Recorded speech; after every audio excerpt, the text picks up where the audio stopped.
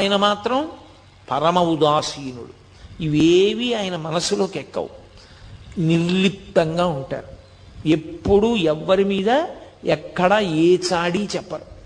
చిత్రం ఏమిటంటే, అంతటి మహానుభావుడు ఆ గుహలో కూర్చుని ఉండగా బాలానంద స్వామి అని ఒక ఆయన బయలుదేరాడు అరుణాచల పర్వతం మీద. ఆయన కొండ ఎక్కి వచ్చే వాళ్ళందరితో మాట చెప్తుండేవాడు.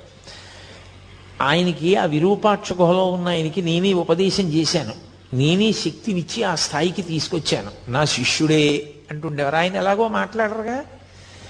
అందరూ తీసుకొచ్చి అక్కడ పలహారాలు పెడితే ఆయన్ని తినమని రమణుల్ని ఇతను తీసుకొచ్చి ఏదో కొంచెం పలహారం అక్కడ పెట్టి, నాన్న చాలా అలిసిపోయావు, కొంచెం తిను, ఇలా అయితే సాధన ఎలా నడుస్తుంది, తినాలి అంటుండేవాడు. అందరూ వెళ్ళిపోయిన తర్వాత వీలైతే ఇవన్నీ మూట కట్టేసుకుని, నీ సొమ్ము ఏం పోయింది, నువ్వు ఎలాగో మాట్లాడవు కదా,